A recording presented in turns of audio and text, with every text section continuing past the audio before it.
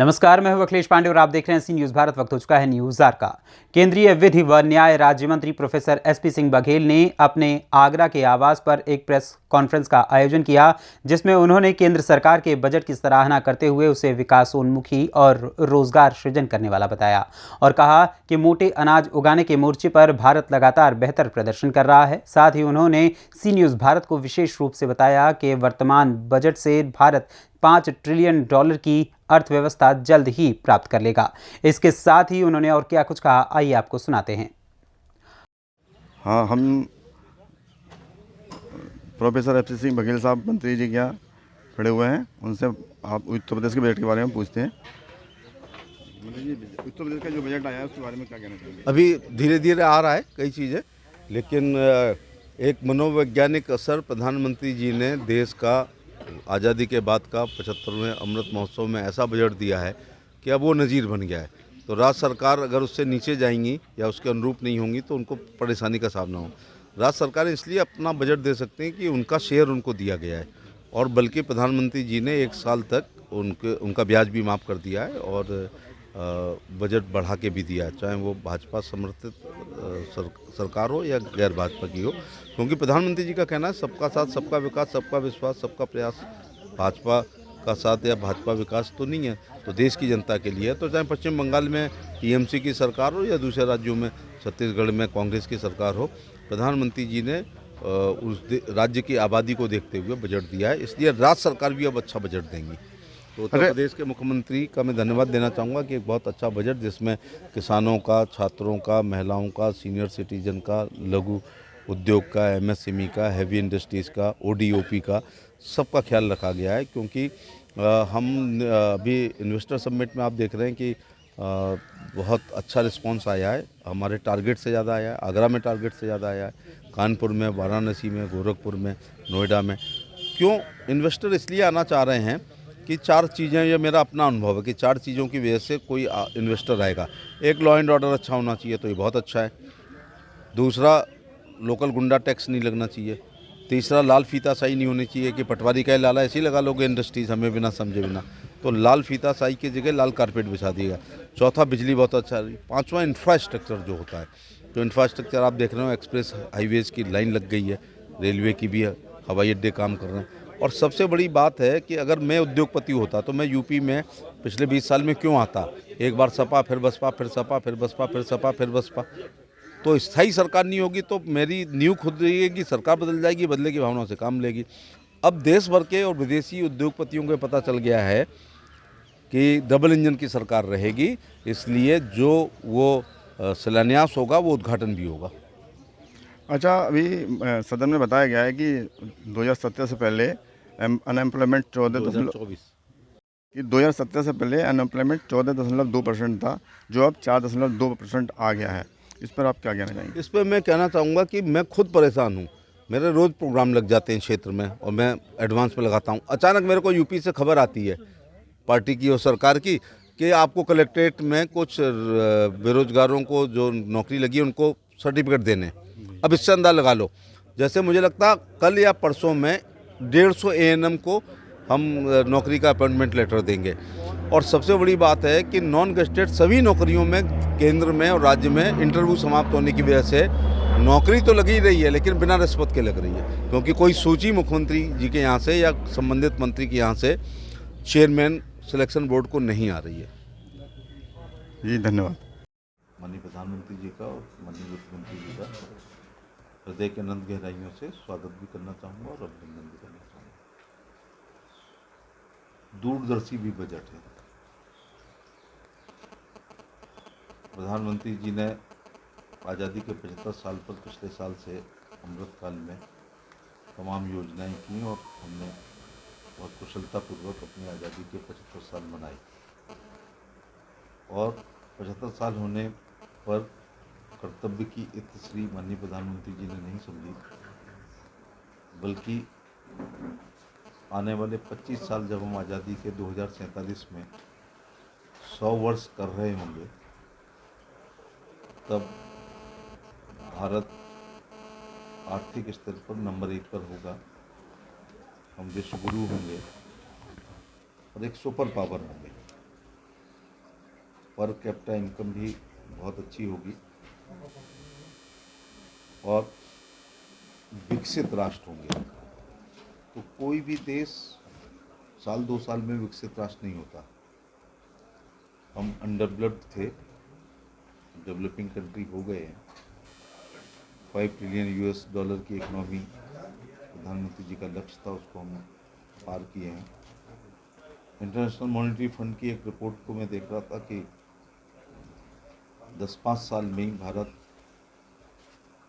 10 trillion US dollar economy पर पहुंच जाएगा। तो 2047 तक हमें तो नहीं रहना है, लेकिन उसके नींव प्रधानमंत्री जी ने इसी बजट में रखी है। और जब इतना अच्छा बजट 2023-24 का है, तो हमारे लिए ये बजट अपने आप में एक आधार रहेगा।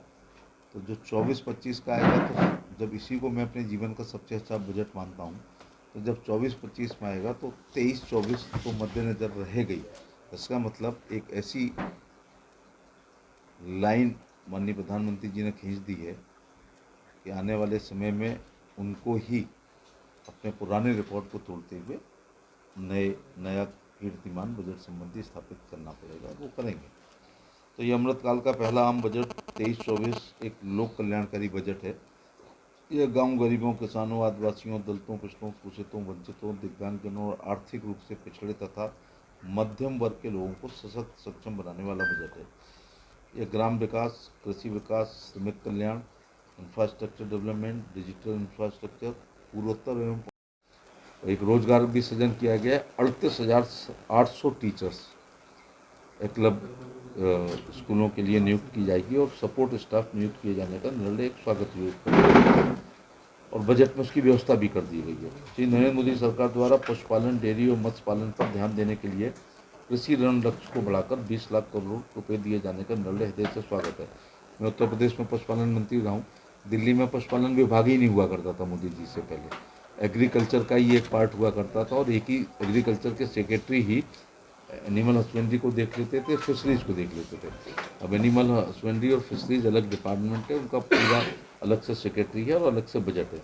तो अगले 3 और किसान की आय को जो दुगना प्रधानमंत्री जी ने कहने का निर्णय लिया है करने का, तो वो परंपरागत खेती से हो ही नहीं सकता जब तक पशुपालन किसान नहीं करेंगे। मछली पालन, मुर्गी पालन, सुअर पालन, मछली पालन, ड्रिप इरिगेशन, स्प्रिंकलर इरिगेशन और ख़ास तौर से औषधि खेती, फलों की खेती और फूलों की खेती, प्राकृतिक खेती जब तक नहीं करेंगे तो इनकम दुगनी नहीं होगी। इसलिए पशुपालन और डेयरी और मत्स्य विभाग को अलग से किया गया है।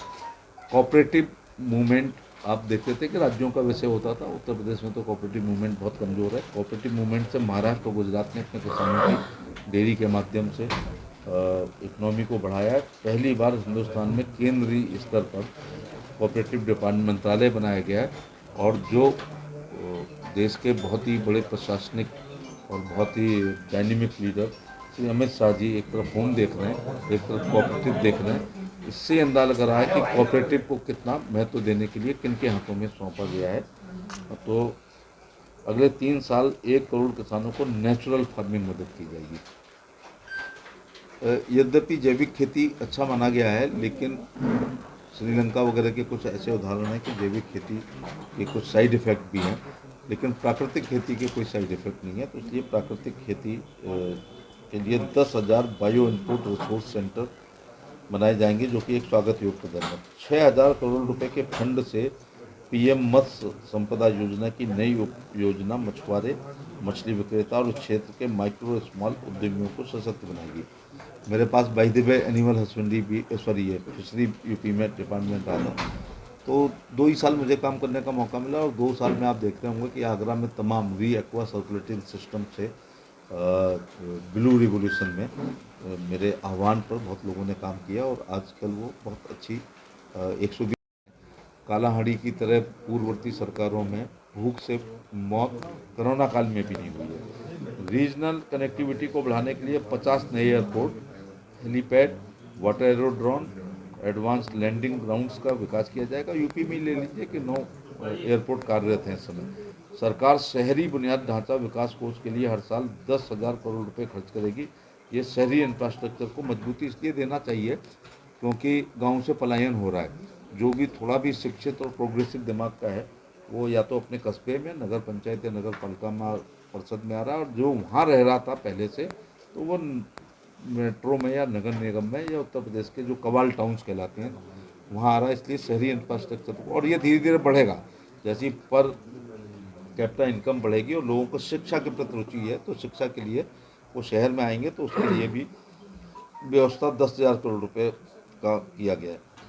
एमएसएमई, अगर देश की खुशहाली का रास्ता खेत कल्याण से जाता है तो देश काल परिस्थितियों के अनुसार अब ये भी हमें कहना पड़ेगा कि देश की खुशहाली का रास्ता लघु एवं कुटीर उद्योगों से भी जाता है। इसलिए एमएसएमई को 9,000 करोड़ रुपए की क्रेडिट गारंटी दी जाएगी। इससे उन्हें 2 लाख करोड़ रुपए का एक्स्ट्रा कोलेटरल फ्री क्रेडिट भी मिलेगा। यह घरेलू अर्थव्यवस्था को एक नई मजबूती देगी, उसमें रोजगार को बढ़ावा मिलेगा।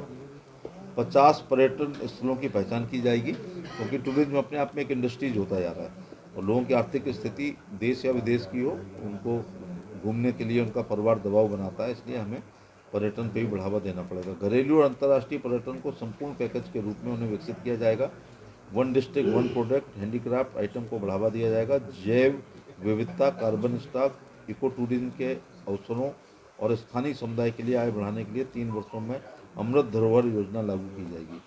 10,000 करोड़ रुपए के कुल निवेश पर सर्कुलर अर्थव्यवस्था को बढ़ावा देने के लिए गोवर्धन योजना के तहत 500 नए वेस्ट टू वेल्थ प्लांट स्थापित किए जाएंगे। इससे गायों की ब्रीड चेंज होगी, उन्नत किस्म के होंगे और दुधारू उसको बढ़ावा मिलेगा और कहीं ना कहीं निराश्रित गौवंश को भी वो भी समस्या हम दूर कर पाएंगे।